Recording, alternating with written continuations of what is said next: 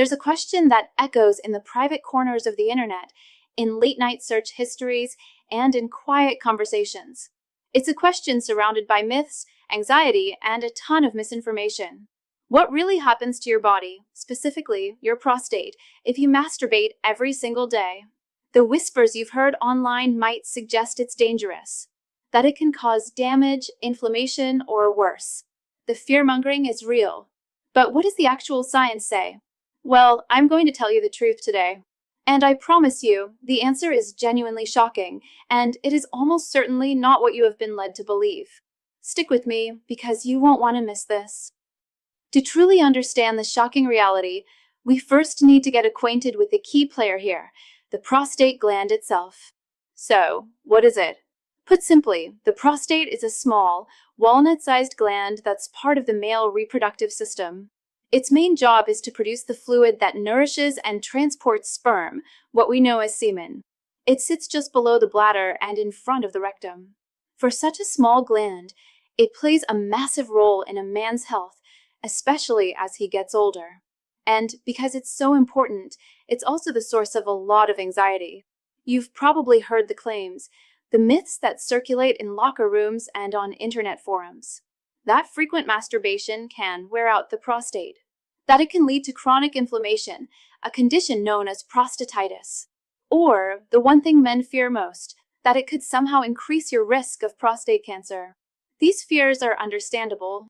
Prostate cancer is one of the most common cancers among men, so anything that might affect that risk is taken very seriously. For decades, these fears went largely unchallenged, chalked up to old wives' tales or moral warnings disguised as health advice. But then, researchers at one of the most prestigious universities in the world decided to stop guessing. They decided to put the myths to the test with a massive, long-term scientific study. And what they found didn't just challenge the myths, it blew them out of the water completely. It changed the entire conversation about masturbation and prostate health forever. So, what is this shocking secret? What did the science finally reveal? The landmark study I'm talking about comes from a place you've definitely heard of, Harvard University. Specifically, the Harvard T.H. Chon School of Public Health. And this wasn't some small-time survey. They followed nearly 32,000 men for almost 2 decades, meticulously tracking their lifestyles and health outcomes. One of the key data points they looked at was ejaculation frequency. When they analyzed the data, the results were stunning. They were the very definition of "you won't believe it." Here it is. The study found that men who reported a higher frequency of ejaculation had a significantly lower risk of developing prostate cancer. Let me say that again, because it bears repeating. More frequent ejaculation was linked to a lower risk of prostate cancer. The numbers were specific and significant. Men who ejaculated 21 or more times per month had up to a 33% lower risk of getting prostate cancer compared to men who ejaculated only 4 to 7 times per month. This finding is the complete opposite of the old fears. Far from being harmful, the evidence pointed to a powerful protective effect. This wasn't a fluke. The results have been supported by other research, including a major Australian study that found a similar protective link. So, the big question is, why? How could something so simple have such a profound impact on the health of the prostate gland? Scientists have a few leading theories, and they all make a lot of sense. The first and most popular one is often called the prostate stagnation hypothesis. Think of your prostate's ducts as tiny pipes. The theory suggests that regular ejaculation helps to flush out these pipes. This process clears away old cells, built-up secretions, and potentially harmful substances or carcinogens before they have a chance to linger, cause inflammation, and potentially trigger the cellular changes that lead to cancer. It's essentially a natural cleansing mechanism. The second theory revolves around cellular health. Every time a cell divides, there's a tiny chance of a genetic error, a mutation, that could lead to cancer. The hypothesis here is that frequent ejaculation promotes a healthier cycle of cellular turnover. It encourages the prostate to replace old, potentially damaged cells with new, healthy ones more efficiently, reducing the opportunity for cancerous cells to take hold and multiply. And a third idea connects to stress and inflammation. We know that chronic inflammation is a major risk factor for many types of cancer. The act of ejaculation is linked to a reduction in tension and psychological stress. By lowering stress levels, you might also be lowering the body's overall inflammatory response, which would naturally contribute to a healthier internal environment for the prostate. So, when you put it all together, the science paints a clear picture. Regular ejaculation, whether from sex with a partner or from masturbation, appears to play a significant role in maintaining a healthy prostate by cleaning out the system, promoting healthy cell turnover, and potentially reducing inflammation. It's a powerful combination. So, that science is incredible for understanding long-term health and cancer risk. But I know for many of you watching, the concern isn't just about the future. It's about the frustrating symptoms you're dealing with right now. I'm talking about waking up multiple times a night, that constant, annoying feeling that you can't fully empty your bladder, or a weak stream that's just plain frustrating. If that sounds familiar, I want to pause for just a moment and share something special.